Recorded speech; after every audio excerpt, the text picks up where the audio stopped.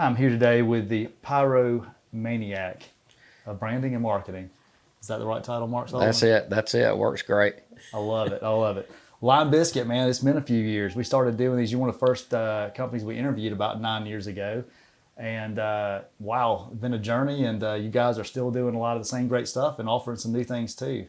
Yeah, it has been a wild ride. We actually started Lime the same week that you and Curtis opened Century 21. Yeah. So we were right there together. Us and Jason Templeton, State Farm, all Yep. intertwined that same exact week. So it was really cool. And you guys were actually our very first customer that we didn't know. That So, actually we paid money. yeah, So it was paid cool. money. Yeah, so that was really cool. So I still have the I'm gonna picture keep of the this banner out. we made. But yeah, it's been almost 10 years, which it's hard Yeah. to believe that it's gone by this fast. It has. It's been fun kind of watching it all come together and still working together. So I mean, there's a lot of things have kind of come and gone. A lot of things have kind of stayed consistent. I don't know if you love doing these or not, but y'all do a killer job on the business cards, and y'all always do a great job on those for us. And we get a ton of compliments everywhere we go. And gosh, from shirts to hats, obviously, the web design, the logo design. I can't tell you how many times y'all have designed logos. Liza's a wizard at that. So it just a lot of fun stuff over the years. And you guys have got a lot of new things, and we got some other fun stuff coming up. Yeah, we last year I started kind of launched my personal brand, which is the Pyromaniac of Creativity. So for those that don't know, I've been a firefighter for this year's 25 years.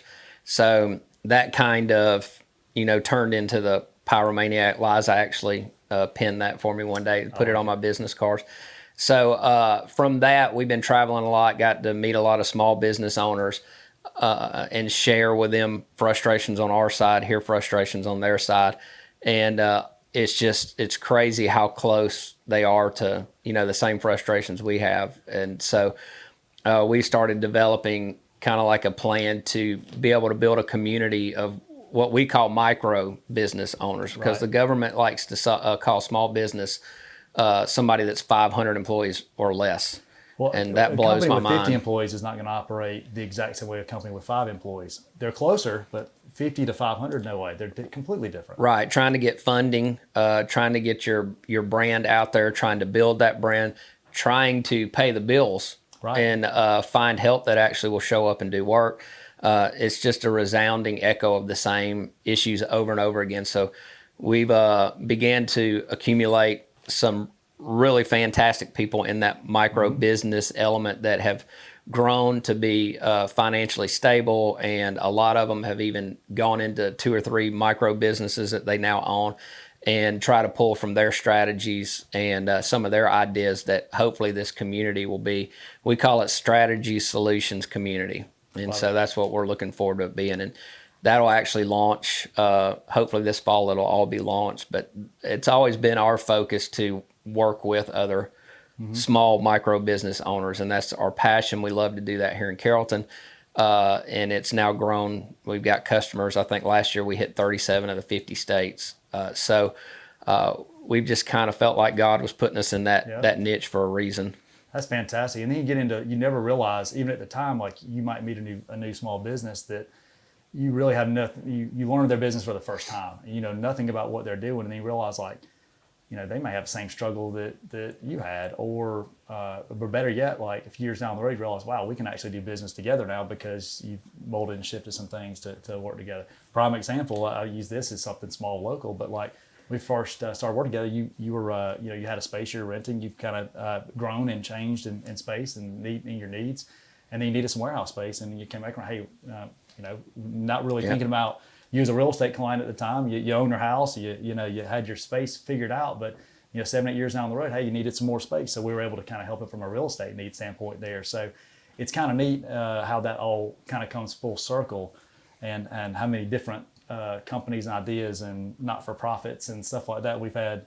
Lime Biscuit help us with stuff from the fishing team at school, the stuff that my boys do, and then the Reels for Seals. Reels for Seals. I've been our consistent, shirt maker and sponsor from the very, very beginning of doing that. And that's continuing to grow. So it's just a lot of fun, and having that synergy of local people that are just like-minded in business, and we're constantly learning from each other. Hey, did you hear about this new service, or what about that service, or sending hey, podcasts to each other, links to each other. Absolutely, and being guests on each other's stuff like that. So a lot of fun. I'm excited about this thing. It's going to be really really neat. I'm excited to be a part of it, kind of to help share some ideas. But I always learn so much from that too, because you never know. I always say, networking is huge, important with any small micro business or people in general. But like when you get a chance to, have those conversations, you will learn something from every single person you meet. And if you go into a conversation or go into approach life that way, it's amazing what doors it will open up for you, or ways that you can help them out in something that could work. At the very least, you're going to learn what not to do from somebody.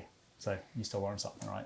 Well, that's like one of the first events we did together. I remember we were at a hotel and we had gone down to the lobby that evening, and I remember you had the business cards and you just said, "I talk to everybody because you never know who they are." Sure.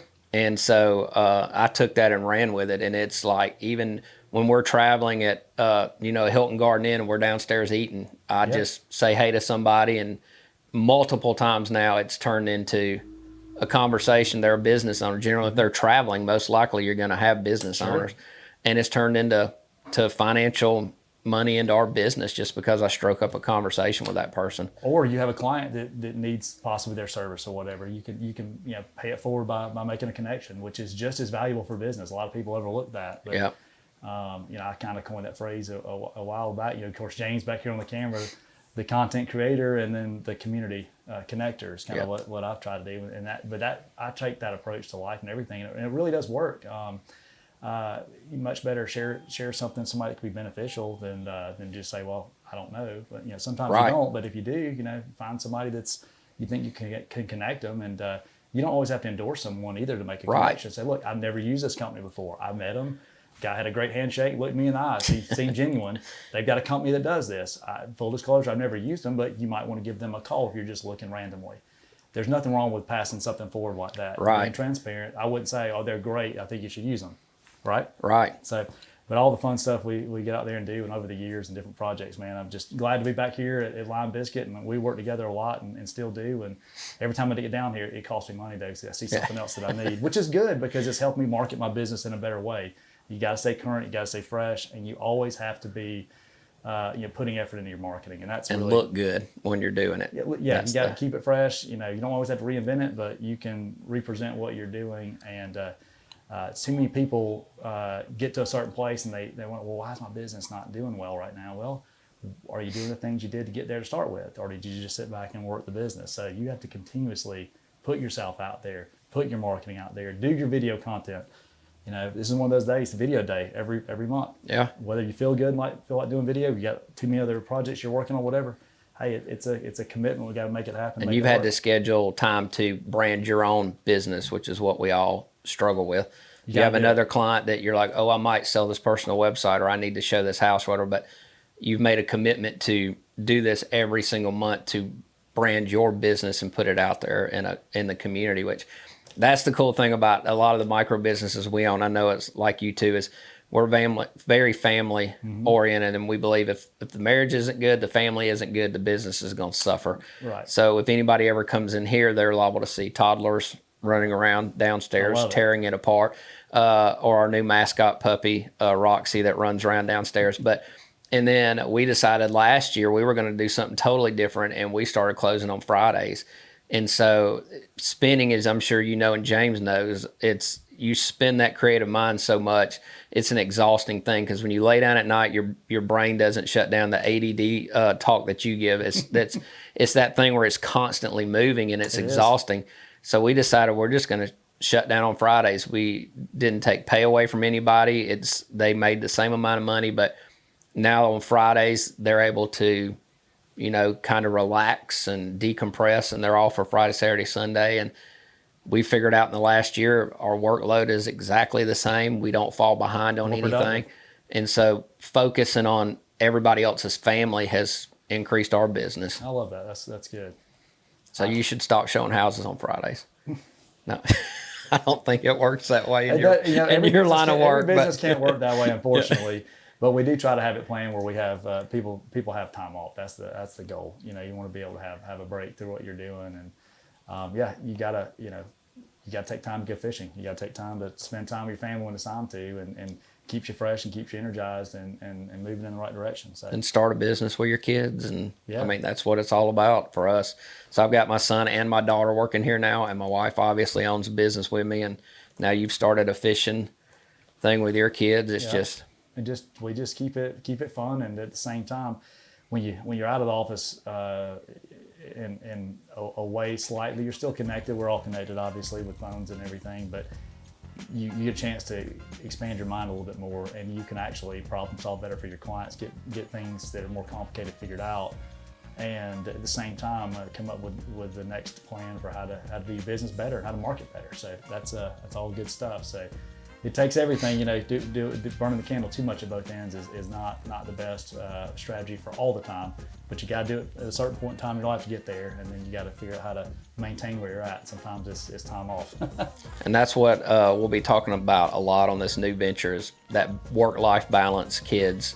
You know, how to involve them with your business and how to keep them as part of it, so that Sure. when you're gone, maybe they can go with you. And it just, you know, you never know where that's going to lead to in the future, teaching them those work ethics and stuff. And but this is where it'll all start. So we'll be here recording in our trailer park tacky room with Velvet Elvis and stuff. I love Velvet Elvis. Mine's over here too. We're excited about getting it launched, and then telling everybody a little bit more about it, hopefully before the fall. That's awesome. Well, man, Mark, thanks again, man, for all you do and your all your businesses that are great. And you guys need podcast rooms available if you need it. If you need business cards, if you need web development, you need logos, any kind of apparel marketing stuff, they do it.